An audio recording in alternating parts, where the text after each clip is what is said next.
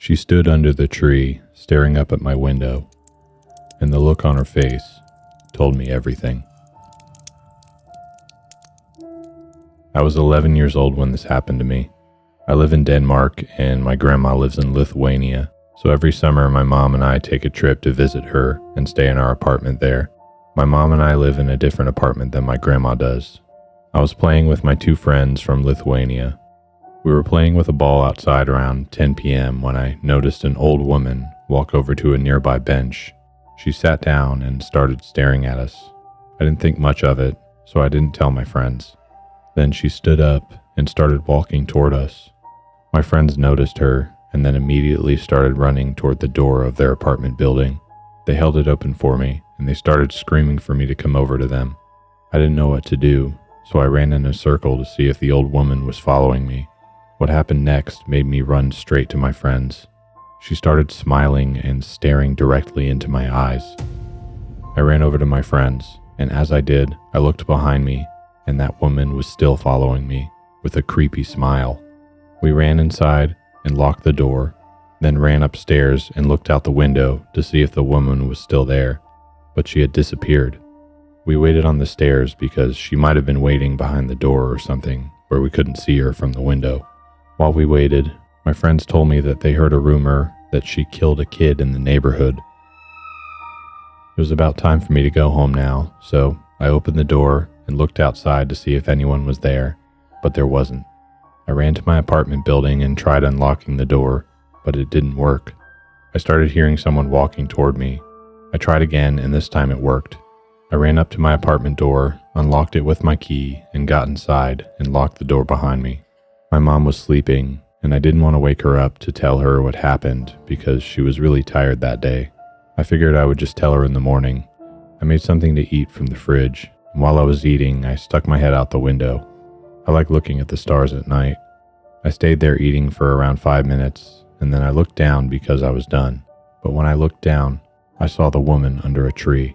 She was staring right at me, and the look on her face made it seem like she wanted to kill me. I froze. I didn't know what to do. I grabbed a kitchen knife and kept it with me for the rest of the night. I checked again to make sure the door was locked. It was.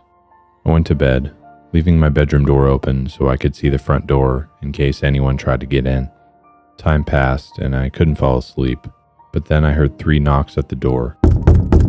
I walked over to the door very slowly with the kitchen knife in my hand in case I needed it. I looked out the peephole and I didn't see anything. Then suddenly, an eye appeared out of nowhere and stared into mine. I said that if she was still there in 1 minute, I would call the cops. I didn't know if she understood what I was saying because most of the people who live around here can't speak English. I walked into my mom's bedroom to see if she had woken up after I started screaming at the woman, but she was still sleeping. I walked back to my bedroom and I got into bed. I stayed in my bed for almost 2 hours. Afraid to sleep because I was scared the woman would try to break in if I fell asleep. I looked over at the alarm clock and it was 3 a.m. I was about to fall asleep when the door handle started moving. It must have been the woman on the other side trying to get in. I just stayed there, silently. The door handle kept moving up and down violently for about 10 minutes. Then it stopped. I must have fallen asleep because the next thing I remember, I was waking up to my mom making breakfast for me. While we were eating, I told her about what happened, but she didn't believe me. She just told me I must have had a nightmare. I never saw that woman again, but it still freaks me out thinking about what happened that night. I woke up to find him standing at the foot of my bunk, watching me.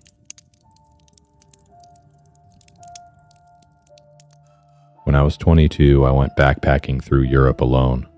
It was my first big solo trip, and I was in Prague staying at a cheap hostel in the old town. The hostel had maybe 30 beds spread across different rooms, and it was full of other travelers. On my second night there, I met a man in the common area. He was probably in his mid-40s. He had an American accent, and he said his name was David. He seemed friendly enough. He asked me where I was from and where I was headed next. It just seemed like normal small talk to me. But then he started asking more specific questions, like what time was my train to Vienna, which hostel was I staying at there, what tours had I booked. I gave vague answers and then I excused myself. Something about him felt off. That night, I was in my bunk around 2 a.m. when I woke up to use the bathroom. As I climbed down from the top bunk, I saw him. David was standing at the entrance to our dorm room. He was just watching. When he realized I'd seen him, he turned and walked away quickly. I reported it to the front desk the next morning. The receptionist looked very confused when I described him, though. She told me they didn't have anybody checked in by that name. She pulled up the guest list and had me look through it. David's name was not on there. She checked the security footage from the common area where I'd talked to him, but the cameras showed me sitting alone at a table, and I was talking to nobody. I was shocked, but I knew what I'd seen. I knew we'd had that conversation. I left Prague that afternoon, earlier than planned. I took a train to Vienna. I checked into a different hostel than the one I'd originally booked, and I made sure not to tell anyone where I was staying this time. 2 days later, I was at a cafe near St. Stephen's Cathedral when I saw him walking past the window. It was David. Same jacket, same backpack. He looked right at me through the glass, and he smiled. I grabbed my things quickly and left through the back exit. I spent the rest of the day moving between crowded tourist areas. I was constantly looking over my shoulder. That night, I was back at the hostel when the receptionist called me over. She told me someone left something for me, and then she handed me an envelope. Inside was a printed photo. It showed me sitting at a cafe earlier that day. On the back, someone had written, "Vienna is beautiful this time of year." I went to the police, but without a last name or any real information, there wasn't much they could do. They suggested I change my travel plans. They even mentioned maybe flying home early. I didn't want to cut my trip short, so I made a drastic change. I skipped Vienna entirely, and I took an overnight train to Berlin. I told absolutely no one where I was going. I felt safer in Berlin. It was a bigger city, more anonymous, and I stayed in a larger hostel in Kreuzberg. I kept to myself. On my third night there, I woke up at around 3 a.m. My bunk was near a window, and I could see the street below through a gap in the curtains. There was someone standing under the streetlight across the road. It was David. He stood there for hours. I watched him from behind the curtain, terrified to move. When the sun came up, he was gone. I checked out that morning and went straight to the airport. I didn't care about losing money on hostels or trains. I just wanted to go home. At the airport, while I was waiting for my flight, I got a friend request on Facebook. It was from an account with no profile picture. The name was David Prague. When I clicked on it, the page was full of photos. Photos of me, in Prague, in Vienna, in Berlin, walking down streets, sitting in cafes, sleeping in hostel bunks. The most recent photo was from that morning. It showed me walking into the Berlin airport. It was taken from behind me. The caption said, "Safe travels." I blocked the account immediately and I reported it, but it was already gone when Facebook investigated. I made it home to Boston, and for months I was paranoid. I checked over my shoulder constantly. I kept my curtains closed, and I barely left my apartment. Then 6 months after I got back, I received a postcard in the mail. There was no return address. The front showed a picture of Prague's Old Town Square. On the back, in handwriting I did not recognize, it said, "I enjoyed our time together. Let me know when you're ready to travel again." I never went backpacking alone after that, and I still don't know who David really was, or how he found me in multiple cities. I don't know how he got my home address either. That was 4 years ago. I haven't received anything from him since that postcard, but every time I see someone with a camera pointed in my direction, or notice the same person twice in a crowded area, my heart starts racing. Some part of me will always be looking for David in every city I visit. When I finally escaped, I found out 3 tourists had gone missing that month. I was 25 and traveling through Morocco with 2 friends. We'd spent a week in Marrakesh, and we were headed to Essaouira, a coastal city about 3 hours away. At the bus station, we were approached by a man offering to drive us in his taxi for cheaper than the bus fare. My friends were skeptical, but I'd read online that shared taxis were common in Morocco, so I convinced them it was fine.